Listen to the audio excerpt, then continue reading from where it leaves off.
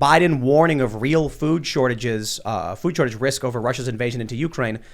We've been hearing murmurs about this, but it's very obvious.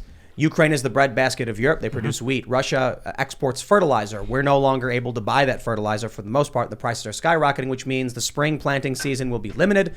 And that also means the fall harvest will be severely stunted. So you can expect to see food shortages here and in Europe, and Biden is warning about it. Yep. I think there's a couple things to point out. One is that Biden has basically said, what did he say? We're going to disseminate food shortages around the world? Yeah. What a ridiculous thing to say. Sounds like a Biden thing to say. Yeah. But, people will be like, what he really meant was we're going to disseminate food around the world. Well, you don't know what he meant. He said he's going to make food shortages worse. The other thing is, this is the direct result of a lack of culture coming from the right. Because politics is downstream from culture, as Andrew Breitbart said. Yep. And when you get a 2020 in which every channel, every movie, every media outlet is all screaming Orange Man bad, it lights people up to get out there. And I always bring up the story, man. People I know who have no business in politics. I certainly think they have a right to be. But these are people who couldn't tell you what the Supreme Court was, how many justices it has, or even name a single member of Congress going out and voting. Why? Because their media and their culture tells them what to do. Now we're seeing the ramifications of this. Joe Biden as president is not responsible for every crisis we're dealing with, but he's certainly a bad leader who said he's going to be disseminating food shortages. Now we get to experience those food shortages. It was a promise. Because to stop literal Hitler, you would elect anyone.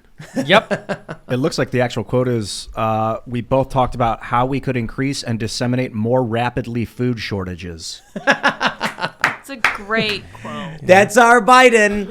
You ever... No, it just makes me contemplate time, Passage of time. Yes, please. the passage of time. The passage of time. Yeah. Well, just What is time? imagine Are we guessing this situation 5 years ago. Like, yeah, we're going to have these food shortages, and the president's going to go, he's going to distribute the food shortages. Or Imagine being Donald Trump speaking at a rally and saying, if you vote for Joe Biden, you're going to have your gas prices are going to go way up. The economy is going to be bad. And you get freaking fact checked and shut down on Facebook for saying it probably at the time. Yeah, you guys missing context, they would have said. Mm-hmm. Oh, yeah, no, for sure. I remember this one fact checker, someone quote tweeted me because I talked about Bill Clinton and Epstein's plane, and they fact checked it as false. When you click the fact check, it explained in great detail how I was correct. Yeah. It's the most insane thing. They did it to Josh Hawley. PolitiFact did it, where they were like, Josh Hawley says that Judge Jackson was lenient to, let's just say, child abusers, very extreme child abusers, and they were like mostly false. And then you scroll down, it's like, well, it's true. She was lenient to these people. It isn't it isn't out of the ordinary for judges to be lenient. And it's like, did he say it wasn't? He just gave a fact. So. Well, this is the reality of where you're at when your cultural institutions are dominated by a cult and by people who are intent on just controlling the system, even if it means burning it to the ground. Yeah, the institutions in this country were always the real bulwark against state intrusion into our lives, right? You had the states actually created the federal government, so that they're like the ultimate pre-federal institution. You had the church, which was one of the most important institutions in the country. You had other institutions, though. Corporate America, I think it's unpleasant to say, but like probably the institution that mattered the most in many ways as a bulwark against state power. You had the family, the ultimate institution, and what the left has done since the 60s is they've infiltrated every one of those institutions. Since the state automatically essentially desires what the left desires, a state, the natural state of a state is to grow its power over the individual, which is a left-wing goal. Since that is the truth, when the left takes over all the institutions that allowed the people to, essentially it solves the collective action problem of the people in defending their rights against the state. Once the institutions are on the left, the institutions immediately essentially become an arm of the state. And you see that with all these fact checkers. I have a soft spot for Facebook. I mean, Daily Wire has been the #1 publisher in the world on Facebook 15 months in a row. Wow. We do really well on Facebook. I think Mark Zuckerberg, if you were to talk to him personally, wouldn't see himself as a guy who has taken voices away from so many people. He would see himself as the guy who's given a voice to 1 billion people. Nevertheless, the institution that he's created, because 30,000 people at Facebook all walk in lockstep with the left, they've become an arm of the state. And so instead of corporate America now, it's all the things we've been talking about all night, HR and all these things, instead of corporate America solving the collective issue action problem of the individual, they actually become a part of the state's power to shut down the individual. And that's why you get these incredibly Orwellian expressions like fact checking. Right. How can you have a fact check that says you are mostly false, that something is mostly false, which is completely true? And what the answer is that missing context or mostly false, the piece that they say was missing or that would have that created the falsehood is just their point of view. Not more information, not more fact, their point of view. Missing context. If I say Joe Biden isn't a good president, they will say fact check, mostly false, missing context. And you'll read the article and they'll say, well, hyperinflation, war overseas, the end of American hegemony, gas prices through the roof, food shortages being disseminated around the globe, but other presidents have been bad. And they would say Joe Biden actually promised to disseminate those food shortages, so he's keeping his campaign promises. He's a good president. Right. Let me ask you, we've had a few people on the show. We recently had a more middle of the road guy on the show. And sometimes we hear this from the moderates that's the both sides things. I think both sides have their problems or whatever. My response to this is like, look, man, I personally have never been this staunch conservative guy. I've actually, when I was younger, I went to Catholic school up until I was in 6th grade. Then I went like anarcho-punk rock, hang out with these hardcore like lefties. Yep. And then eventually kind of just found a middle of the road place. But when you have, I love going through the list of stories, Covington kids, Russiagate, Ukraine Gate, Jussie Smollett, Michael Brown, Trayvon Martin, lie, over and over again. At a certain point, why aren't these people being like, I was lied to, I shouldn't listen anymore? You've got these fact checkers who come out and they fact check stories that later turn out, like the Hunter Biden laptop. All the fact checkers coming out. It didn't later turn out to be true. It was always true. Right. They always knew that it was true. So how what's your view on this? Yeah. Look, I call it a cult all the time. We call them the city urban liberal types. Sorry, people living in cities, but you're the cult. And what are your thoughts on this? Why are they faking it? Are they lying? Are they just stupid? I agree that it's a cult to some degree. I mean, it looks like a cult if it looks like a cult, right? And smells like a cult. But I think that Andrew Klavan talks about this from time to time. I'm loath to agree with Andrew Klavan on anything. But on just this one thing, he did christen me the God King. So on these two things, I agree with Andrew.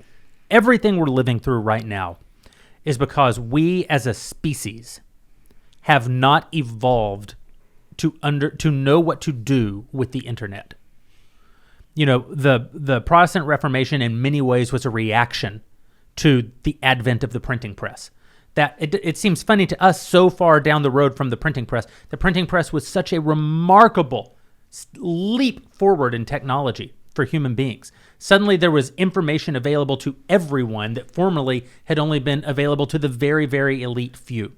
And to come to grips with that took 2 generations and a war that wiped out millions of people in Europe, that ripped the church asunder, that ripped the world order asunder. They printed words on paper, and the Protestant Reformation happened basically as a result. And it's always that way when you have these moments of, in many ways, World War I was a reaction to the Industrial Revolution. When there's these enormous leaps forward in technology, people don't know what to do with it. It takes a generation or two. The internet literally rewires our brains. It has biological ramifications. We have so much information, more information than any human being knows what to do with. We have not solved how to take in all that information, how to sort through all of that information, how to come to conclusions. And so what we've done is the same thing we did when the printing press happened. We've just become more tribal. Since I can't sort through all the information, I have to believe that Tim knows how to sort through the information. I have to believe that Jordan Peterson knows how to sort through the information. I have to believe that Ben Shapiro knows how to sort through the information. I have to believe, and the problem with that is some of the sorters are better than others. I was wondering, Joe Biden recently came out and said he referenced the fourth turning, the Strauss-Howe generational theory. You're familiar, I imagine. He said, between 1900 and 1946, what did he say? 60 million people died. Yeah. Then there was a liberal world order. There'll be a new world order. I was wondering, we talked a bit about how we brought that up. But I thought to myself, why was it that so many people died between 1900 and 1946? What was the catalyst for these emergent ideologies that opposed each other so fiercely? And I wonder if it was radio. all of a sudden we Big got time. serialized radio programs, radio news. Hitler used mass media. That was Exactly. how he became Hitler. So imagine That we know. you are the average person, and there's a handful of newspapers. The newspapers mostly homogenized to maximize profits, so they may have slightly differing views, or they might be yellow. It might be yellow journalism, but for the most part, your information moves slowly, so radicalization is slow. Along comes radio, which is more rapid. It's on, frequently, and there's multiple channels with different perspectives. Now they're finding new audiences because they have more opportunity to send out those messages in real time. I wonder if that played a big role in radicalization, which, give or take 10, 20, 30 years results in major clashes and war. Yeah, it's actually a good thing. Most humans don't have time to just live reading the internet and reading the news and sifting through the news. And sort of they're busy working for a living. They're busy raising their kids. And so they need people to help them with this fire hose of information that now comes our way. And yeah, I'm sure radio was very similar. I know the printing press was. One thing I'll say to bring it full circle to my conversation about why conservatives tend not to build the future. It's because, yes, perhaps the Second World War was a result of radio. Perhaps the explosion in the isms, fascism, socialism, communism, anarchism, maybe it was all a result of radio. I think that's a really compelling theory that you bring up. Conservatives did get around to being on the radio, though, in 1980. So I just want to say, after 60 million people were killed because of radio, Yeah. a generation later, we got some. No, I think it's an interesting point, and conservatives have done a very poor job keeping up with mass communication, with the artistic fields. I mean, you look historically, so much of the beautiful art that we see in the West was basically commissioned by the Catholic Church. Nowadays, I mean, what fraction of media does the Catholic Church, let alone any group you'd call conservative in general, control? It's a very small proportion. And I think part of that could just be the nature of the way people who tend to be more quote unquote progressive are willing to experiment with new technology. You were sort of discussing the fact that conservative investors would be less likely to put money into an app that they can't see a direct utility in the way a left-wing person might be capable of. I'm not sure, but I also think when we talk about left-wing people today, we're not really talking about the left-wing of 20 years ago, even though they have similar ideological roots, because I think many of them today wouldn't invest in these sorts A healthy of society technologies. needs healthy liberals. The reason conservatives have never made art, ever. The Catholic Church didn't make any art. It bought art from much more liberal people, like Michelangelo. A healthy society has healthy liberals.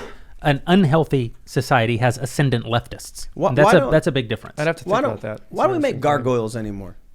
Yeah, let's bring it back. No. We should make some, put them around the I'm castle, totally so. doing it. No joke. 3D print some large gargoyles? We have a lot of work and expansion we're doing. I'm getting gargoyles. Do it. Because you look at all of these, and I'm half kidding about gargoyles, but you look at modern construction and it's like glass steel boxes. That's right. Yeah. There's no art or inspiration. And then I'm thinking about a lot of churches and a lot of older buildings, gargoyles, and I'm like, that sounds kind of like if somebody was a fan of the Lord of the Rings, they'd be like, I'm building a house, I'm gonna put a gargoyle. You got to have tubes out of their mouth that shoot fire, though. Oh yeah. They're just like, I don't know if at that's- will, you can push the button. I don't know if that's legal, but we can that- certainly have it spray water. Maybe just have it shoot electricity or You're something. more conservative than I thought, because that's a very that's not a non-artistic practical thing that you just suggested. You know, regarding the fire hose of information you're talking about with the internet, I would love to be able to understand all the information on the internet without having to read it or watch it. So I'm thinking of Neuralink. It's a bit esoteric because it hasn't come out yet. And I wonder if it's like we invented the fire hose, but we don't have any of the mechanism to control it, really, or very rudimentary. Think about how crazy it's going to be.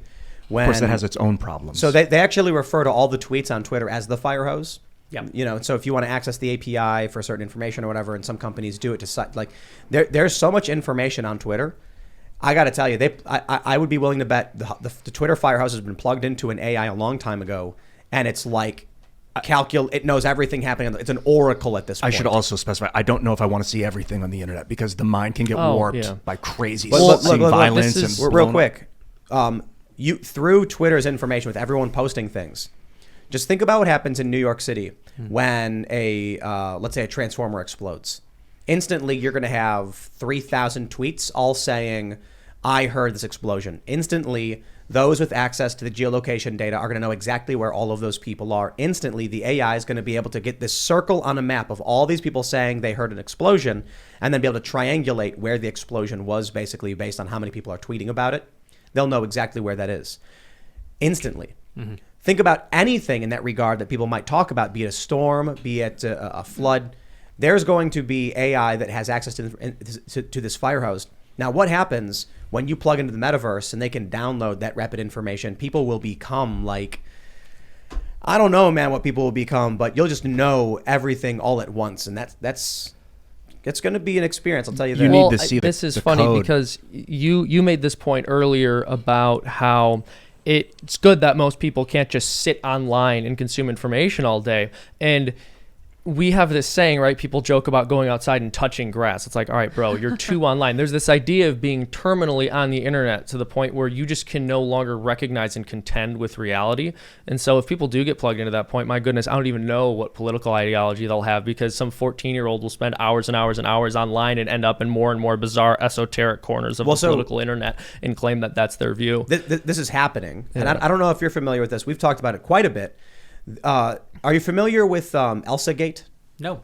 So this was something that happened about 4 or 5 years ago, where YouTube was inundated with people dressing up like Elsa from Frozen, Spider-Man, Oh, yeah. the Joker, and then so it was these weird videos with no with like no speaking, just music, and the Joker would chase Elsa and Spider-Man would save her.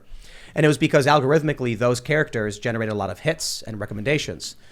So people made content for children, but this began to devolve. Eventually, the people who made the content, many of these people realized it's babies watching this stuff. Babies can't change the channel. It's the autoplay feeding the content. So they used computer programs to procedurally generate content with these keywords. You ended up with videos that were very bizarre. Like there's one video, one of the most notable in this space was Adolf Hitler, but his body is a woman in a bikini doing Tai Chi as some Indian family sings Finger Family Nursery Rhyme. And the Incredible Hulk is also like, doing like some kind of boxing maneuver. The reason was, it didn't matter what the content of the video was. It didn't matter. All that mattered was the keywords were in it. Nursery Rhyme, Finger Family, the Hulk, for some reason Hitler, I guess. These things were shocking and generated recommendations.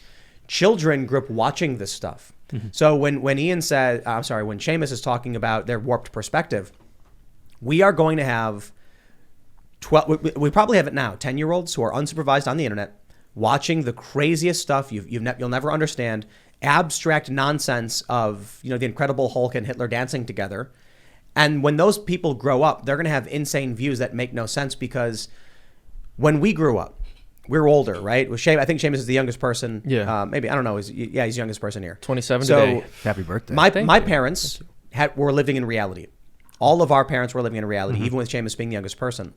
But what about one of these kids who's 10 years old today, when they have their first kid, and the values they transfer down to those children are telling the great story of Hitler's female Hitler's Tai Chi against the Hulk as their story or whatever. Like these things are going to be wired into their brain. When I was a little kid, the things that were wired into my brain were Superman, Batman, Star Trek: The Next Generation. Those values carry forward. If little kids are developing around psychotic algorithmic nonsense, they're just going to be insane. I just typed in Elsa Gate too to get a look, and I mean, there's some crazy stuff. Girl drinking a beer, like a baby drinking a beer with a Spider-Man. There's Elsa Gate had cartoons on YouTube of little kids drinking urine. This is like R-rated content It's disgusting in the guise stuff. of a cartoon. I actually know someone who told me that their child came across content on the internet that was supposed to be Peppa Pig, and it was actually Peppa Pig describing some extremely violent things and actually basically telling the kids to do violent things. Very disturbing. Very disturbing. Yeah, I think one of the things that's missing in our culture now is cultural literacy. And it's not a topic that gets discussed much. It probably should be discussed a lot more. That when we were kids, the Western canon, which a canon is important because it's essentially the set of stories and ideas that we all share. The Western canon was baked into all of the fiction that we ingested. So I learned the famous story of Tom Sawyer convincing his friends to whitewash the fence, right? That's right. I learned that from Looney Tunes. I didn't learn it from reading Huck Finn. You couldn't, a 7-year-old can't read Huck Finn, but a 7-year-old could watch Looney Tunes. I learned about classical music from Looney Tunes. I think that idea that we have a shared heritage, that we have a shared fiction, even a fictional, a legendary heritage, the stories that we all know, is completely gone. And to your point, I think we are already seeing the results of it.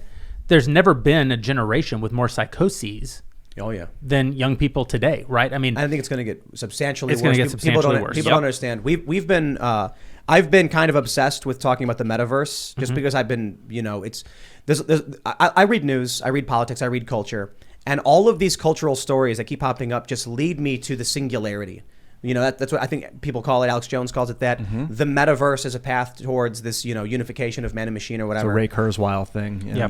So one of the things I mentioned was that a lot of what we're experiencing in the culture war with the transgender issue is actually due to technological advancement. Now, I'm not making a social commentary on this. I'm making a scientific one. When we isolated hormones and then in the 1960s started creating hormone therapies, this led to a sort of understanding of what hormones can do to the body, which leads us to the 90s, where hormone replacement therapy becomes more popular, which results to, in the 90s, you now have prominent adults who have undergone hormone replacement therapy, now sharing those ideas and expanding that idea. Again, not a social commentary, a scientific one. If the debate we're having now, because of the existence and the isolation and creation of hormones and that technology has resulted in this culture war debate, what'll happen when we start shifting into metaverse spaces? When we're plugging our brains in or virtual reality to go to work? Already on Twitter, many people use cartoon avatars or animals as their profile picture. What happens if we really do, and I think we will, get to that point where we have our business meetings in a high-res metaverse, and someone shows up to work and it's Tony the Tiger or some giant ostrich, and they say you can't discriminate on me on how I choose to represent myself in the metaverse environment.